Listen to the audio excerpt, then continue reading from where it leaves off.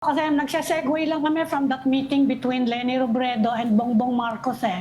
Sabi ko ang perception namin for the longest time, wala namang away yung children of yung Aquino, yung itong generation nila Bongbong and the generation nila Bolsi, nila Noynoy. Tama ba yung perception namin? Tama ko yan. Wala namang sa pagkaalam ko, wala namang yung relasyon is very good. In fact, Yeah. I can say it for a fact. Wala namang samaan ng loob yan. They can have differences in their politics, but on a personal plane, wala akong alam na may pinag-awayan sila. Si Senator Bato de la Rosa wants to initiate his own investigation into the Duterte drug war. Ang sabi niya, kaya niyang gawin to motu proprio na walang nakahain na resolusyon at hindi dumadaan sa Rules Committee. There are those who say na hindi pwede. Ang Blue Ribbon lang daw pwedeng gumawa nun. Nag-SP po kayo before and you've been in the Senate for the longest time. Anong alam niyo dito?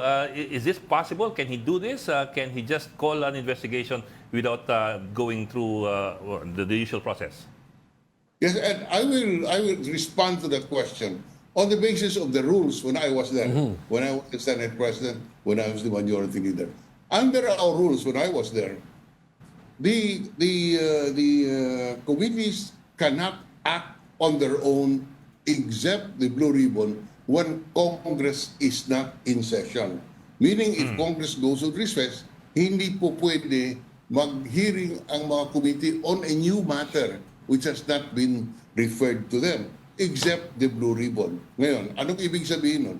Kung kagaya nito, mayroong, with all due respect to my friend Bato, hindi po pwede, under the rules that I know, na mag-imbestiga ng hiwalay na wala pong resolution ang plenaryo. In other words, in effect, walang pahintulot ang plenaryo by referring a resolution to the Committee on Public Order and Illegal Drugs.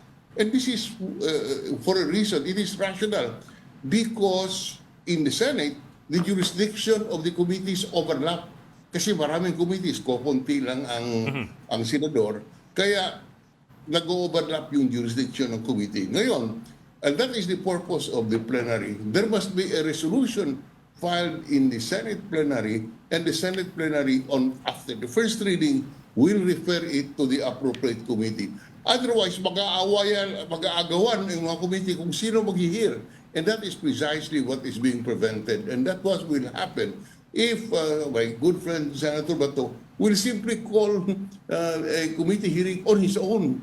My submission, with all due respect, is that he cannot do that because there is no referral from the plenary, from the Senate itself. And today, the Senate is in recess. And the committee cannot act on its own. In fact, the committee report must be approved by the plenary. There is no, the Senate is not bound by any report of the committee if it has not approved the committee report. In the same manner, hindi po pwede na magkanya-kanya ang mga committee chairman sa Senado at tatawag ng hearing on their own. They have to, the committee must act only on the basis of the directive of the Senate plenary. Hindi po yung committee. That is why hindi po, with all due respect, and I do not know the rules now, the Senator Bato, in all his good faith, cannot assert jurisdiction because walang resolution ng refer sa kanya as chairman of the Committee on Public Order and Illegal Drugs. Because suppose, the Committee on Justice will also conduct its own hearing. The committee, every other committee who can claim jurisdiction over illegal drugs, including Committee on Public Officers, lahat na yan. So you can imagine kung ilang committee ang magdidinig on this matter. So it will cause confusion. That is why the committees are not allowed when Congress is in recess to hear on their own any matter except the Blue Ribbon. Yes, sir. So, and that is the rule during my time. I do not know the rules now. Sir, follow up ko lang, sir. Quickly lang. Kasi I was routing around the Senate website. May nakita akong Senate Resolution number 5, 2010, August. I think you were Senator then. Rules of procedures governing inquiries in aid of legislation. I'd like to ask you if this is applicable kasi baka mamaya hindi pala applicable eh. Section 2, initiation of inquiry. Inquiries may be initiated by the Senate or any of its committees if the matter is within its competence or upon petition filed or upon information given by any senator or by any person not a member thereof. I'm wondering lang if that's applicable in this case, and if it is so applicable, then wouldn't this allow Bato to initiate an inquiry? I'm sorry, I have not reviewed the rules. I'm just, you requested me to sit in this interview in 15 minutes. I had no opportunity Okay. to Yes, sir. review the Yes, rules. sir. I am talking of my experience when I was Senate President and as President of the Senate. Senator I followed the Drilon. rule that except for the Blue Ribbon, when Congress is not in session, a committee cannot on its own call a committee to a meeting and to a session and act on a matter. Otherwise, mag-aaway-aaway yan. You can have several committees hearing the same issue and will have conflicts. Yes, sir. That Okay. makes sense, The rule ma'am. of Yes, sir. order.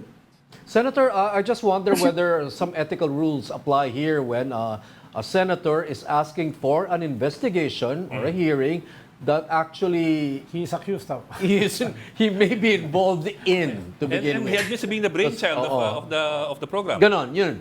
Diba? Under normal circumstances, something like a rule on inhibition would have to apply from our unlearned understanding of things. The rule on inhibition is addressed to the senator. They must decide for himself. He must decide for himself, or she must decide for herself whether or not there is a conflict, and he should not handle or attend the hearing. That is addressed to the discretion of the senator. Okay, There is no- doesn't the Senate President have a say on this matter, for example? Can he require the senator, for example, okay, we'll investigate, but you can't sit in there? You cannot prevent. The Senate President has no power Okay. on that point. The senator can sit as if he wants to, but he must. He will then be responsible politically and will have to answer on that public. shortcoming in the next election. But the Senate President cannot say you cannot sit there. Okay. So it's all We- entirely All the voluntary. senators have an equal mandate with the Senate President. Pero Senator. SP, meron bang ganyang precedent na yung senator na involved dun sa issue ay siya mismo yung nagpatawag ng hearing? May ganun bang nangyari na ini-invoke lamang Nung ay panahon delikadesa? ko na, nasa Senado, walang ganong nangyari. And maybe, I will make through your program this appeal. Huwag naman, masisira kayo dyan. Masisira ang Senado in the perception of the people.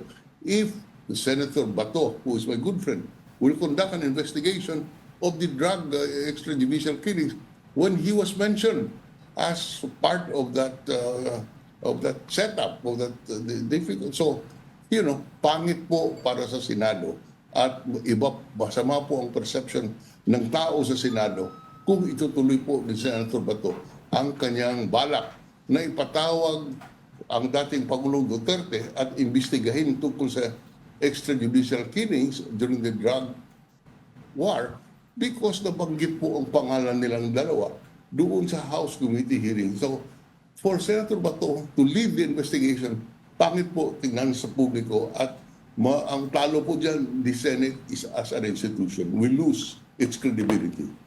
And Senator, ang alternative na pinapropose, mag-committee of the whole. Pero ano yung feasibility nun? At this point, after the recess, magko-committee of the whole daw, yun ang pinapropose nila, imbis na si Senator Bato will be handling the investigation. Yun ba feasible yun at this point, magkakampanya na, saka gaano kahirap ba mag-investigate ang committee of the whole? I mean, they all have to be there, di ba? Those are theoretical questions, Amit. Well, the committee of the whole can only be convened after the Senate comes back from its recess. Yes. You cannot act as a committee of the whole during the recess because is a committee of the whole to be constituted would require a vote of the senators in session. Eh kung in lack of session, how do you form a committee of the whole? Pwede po yan. A committee of the whole is a good compromise in this, but it can only be done after the Senate resumes its session. Hindi po pwedeng may committee of the whole during the recess. Dapat hintayin na magkaroon ng regular session. Kasi ang binibigay na rason nila Senator Bato and Senator Bongo, kung nandun daw silang dalawa, mas malaki daw ang tsansa na haharap si President Duterte. Yun ang sinasabi nila. Ayaw daw ni President Duterte, of course, Well, to yes. face the House. Yes, but the credibility of the Senate as an institution is at stake. Hindi po, wala na pong ibang kapalit dyan. And I call on the leadership. Ako po, 24 na taon sa Senado, kaya I have a certain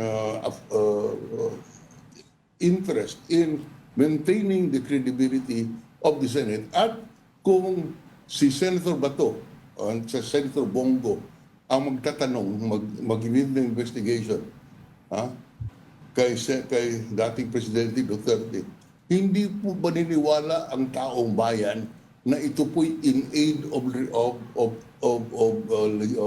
legislation? Hindi po ba niniwala ang taong bayan? Dahilan po, kung kanilang mga pangalan, nabanggit po dun sa hearing in the House. So, sa akin po, for the sake of the Senate as an institution of democracy, huwag na dapat ituloy ito. But of course, sila ang mga senador, that is addressed to their will, to their discretion. Wala po makakapigil sa kanila.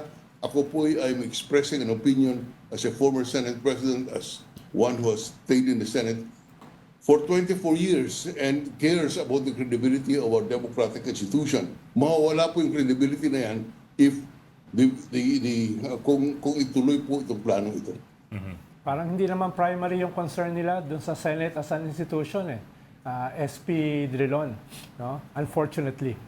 Okay, but Senator Drilon mentioned a while ago that they can do that, no? It's within their discretion, pero baka singilin sa eleksyon. Sumayo na yung eleksyon, di ba? So what do you think? Will it cause a backlash? Well, firstly, as I said, they cannot do that. The rules would not allow them to do that. The Senate President should exercise his leadership and tell the concerned senators that's not consistent with the rules. As I said, I'm talking about the rules Yung panahon during niyo. my time. Yes, sir. I do not know the rules now.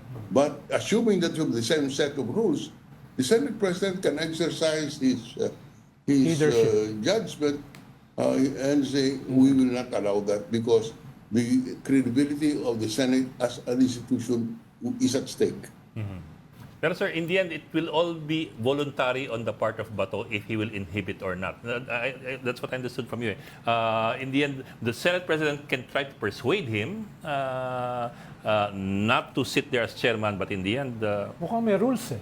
Well, the Senate May President rules sila na pwede. can't as far as yung initiating the investigation, pero yung sitting as the chairman and doing conducting the investigation as its chairman, whether to inhibit or not. After the break, no? During the break, hindi niya kayang gawin yun. Yun ang sinasabi ni SP Drilon. No? Okay.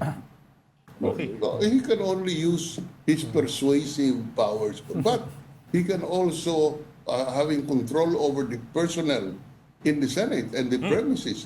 Okay, this committee hearing cannot be conducted in the premises of the Senate. Bahala kayo kung saan nyo dadalhin yan. No member of the staff can assist the committee. Bahala kayo sa sarili nyo. But, because as I said, Senator Bato and Senator Bongo have their own mandates and they can conduct these hearings if they want. Mananagot lang sila sa taong bayan, but I am appealing to them, the prestige or the credibility, not prestige, the credibility of the institution is at stake. The Senate as an institution of democracy if they conduct these hearings, notwithstanding the public testimony in the House of their involvement. Okay, thank you for joining the Storycon today, former Senate President Franklin Drilon. Thank you, sir. Salamat, SP. Thank you, Senator. Thank you.